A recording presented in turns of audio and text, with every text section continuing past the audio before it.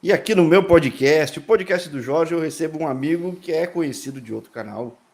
Um cara que é conhecido no futebol pelo mundo, conhecido no futebol do Norte e do Nordeste também.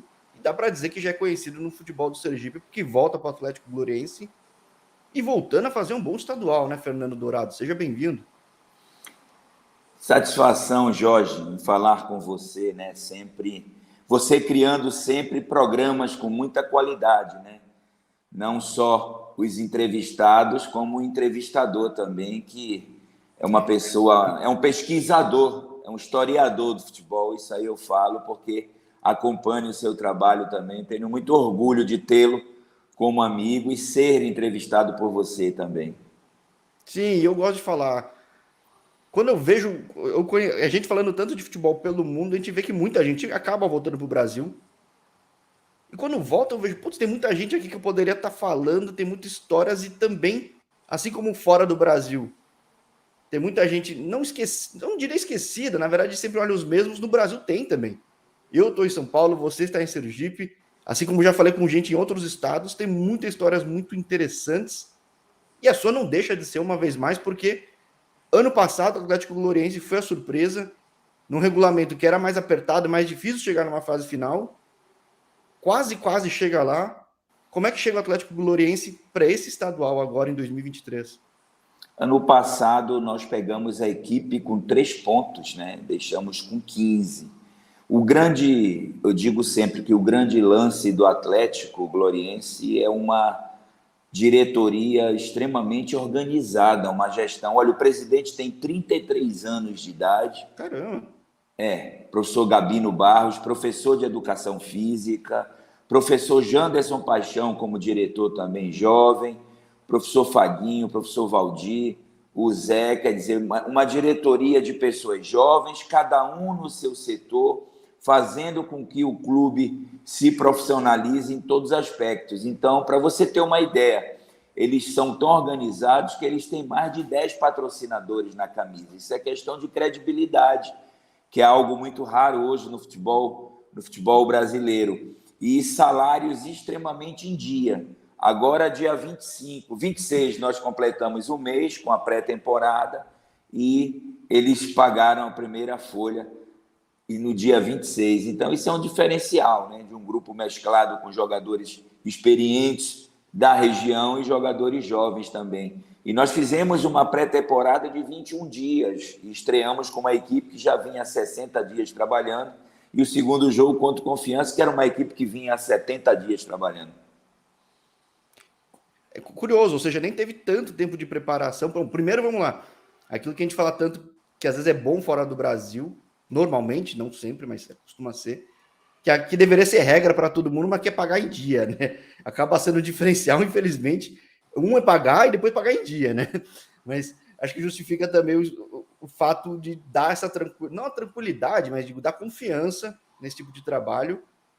Mas mudou muito o time do ano passado para esse, porque você já não chegou a ser mais surpresa e o time, tendo o mesmo comandante, não vira mais surpresa, né? O que dá para fazer nessa temporada que hoje já está na fase de classificação, está na área de classificação, na zona de classificação, e que por muito pouco não ganhando confiança, e que vamos deixar detalhes à parte, mas que são coisas do futebol aí, que a gente sabe, mas por pouco não leve, por um pouco levou também o último jogo, mas o que tem de diferente desse time de 2023 para o time de 2022? O que ainda dá para surpreender o povo? Eu acredito que essa rotatividade nas peças de reposições, né? Eu passo no dia a dia, na nossa metodologia de trabalho, que não existe suplência, existe rotatividade. Então, esse é o grande processo aqui, entendeu? Jogadores jovens que entram, que conseguem suprir aquilo que o jogador ou os jogadores mais experientes estão fazendo nessa rotatividade. E a assimilação tática, ela tem que ser igual dentro do grupo, né, Jorge? Nós estamos vivenciando um processo no futebol mundial, a Copa do Mundo traduziu tudo isso agora, que o que faz a diferença hoje no futebol é automatização tática, é saber propor o jogo com posse de bola e saber se defender sem posse de bola.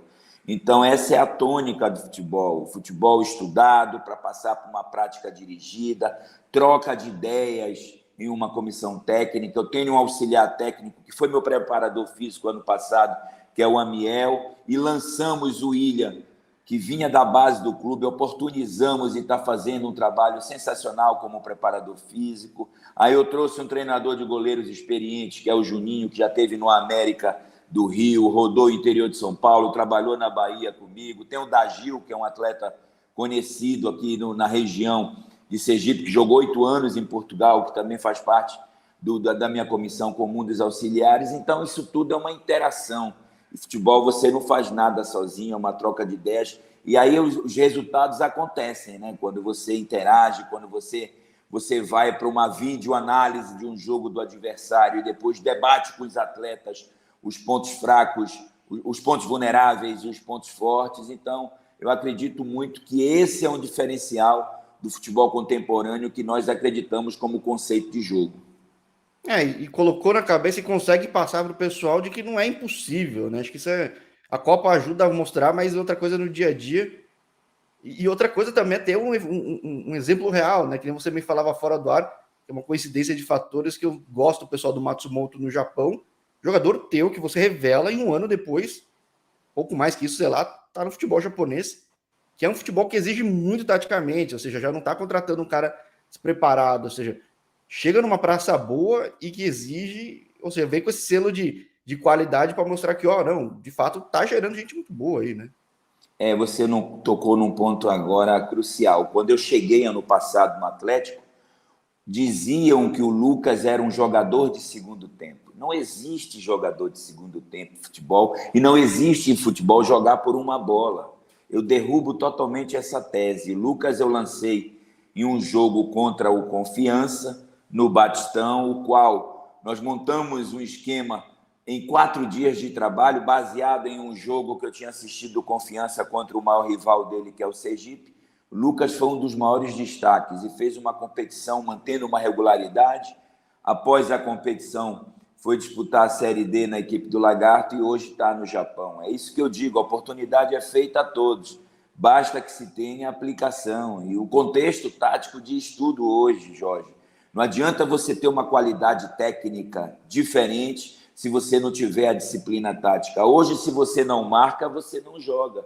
Então, sabe, se você tem um X1 que é diferenciado, mas sem a posse de bola, você não sabe assimilar, automatizar tudo aquilo que o treinador propõe como jogo, é algo que é muito difícil. Então, graças a Deus, eu tenho uma mão aí, junto com a minha comissão técnica, no que está acontecendo hoje com o Lucas, que é uma realidade no futebol japonês.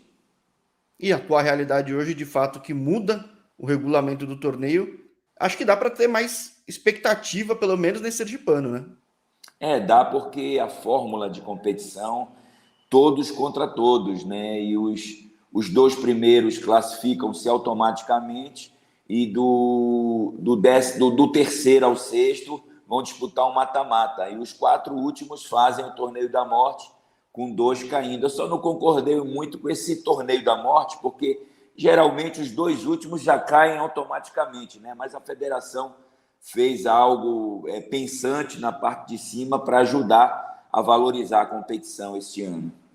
Ainda, mas mesmo de baixo, ainda dá mais estatística, mais jogo, ainda que seja um nível de tensão diferente. E embora nesse campeonato de tiro curto, de fato, quem começa meio mal já fica um pouco mais distante. Mas dá a chance, enfim. Se houver matematicamente essa chance. Né? Com certeza. Mas a impressão que eu tenho, pelo menos falando, a gente fala sempre em off, é sempre um prazer conversar contigo, seja no vídeo ou não, é que a chance esse ano é muito boa, pelo fato até de você já conhecer mais o time, mais a estrutura. Dá para ser otimista, né? Eu falo sempre, né, Jorge, trabalhar sempre por mais, e eu tenho uma tese, o trabalho transforma, é o dia a dia, é o integrado do físico, técnico e do tático, e por onde nós passamos, eu sempre levei essa metodologia, claro que sempre renovando os conceitos, estudando. Você sabe que eu sou licença pró, então a gente procura fazer um diferencial. Recebi convite recentemente para sair do país, mas ainda estou analisando o que é que vai acontecer no segundo semestre, algumas procuras, mas sempre com os pezinhos no chão. o melhor momento, eu digo, o melhor momento sempre é esse aqui, né? Esse que nós Hoje, estamos sim. dentro do projeto, é o hoje. A vida nós só temos a certeza do hoje. Então, sempre com os pés no chão, buscando o melhor dentro do trabalho atual. Maravilha, Fernando. Então vou seguir continuando acompanhar teu trabalho, que eu já faço normalmente, mas é legal nesse campeonato de tiro curto, num momento tão bom. Poxa, que seja mais uma oportunidade legal de você deixar tua marca, assim como já deixou em outros lugares também, mas aí já tem a sua sementinha, pô, esteja plantando e colhendo muito bem aí em Sergipe, Fernando. E, Jorge, eu falo sempre, além de ser treinador, né, eu sou um educador, então nós temos essa obrigação de deixar uma semente daquilo que nós vimos no exterior também, nos países que trabalhamos, implantamos algumas metodologias aqui que nós vamos deixar uma história justamente por se ter uma diretoria inteligente, uma diretoria de jovens e de educadores também. Maravilha. Então vamos acompanhar o trabalho do Atlético Gloriense. Mas eu acompanho muito o trabalho de Fernando Dourado, que já vem de longa data aí no futebol. Não tô querendo chamar de velho, mas tô querendo falar que é muito rodado, conhece muito futebol do Experiente. Brasil e do mundo, mas que tem muito mais história ainda para contar, seja nesse canal e em outro nosso aqui, Fernando. Ah, Jorge, é muito bom falar com você. Eu te acompanho também, né, Jorge? Sou teu fã, sou fã do teu trabalho. Aquilo que eu falo sempre, você é um historiador do futebol mundial, né, Jorge? Então, passa a ser um patrimônio para todos nós que militamos no futebol. Você é um patrimônio de todos nós também. Que a gente consiga junto valorizar o que tem de legal nesse esporte. Eu só posso dizer, como disse na outra vez, até a próxima, Fernando. Sempre um prazer, sabendo das novidades suas, hein? Eu que te agradeço pela oportunidade e muito obrigado por nós estarmos juntos mais uma vez, querido. Sim. Grande abraço, então. Tchau, tchau. Abraço, Jorge.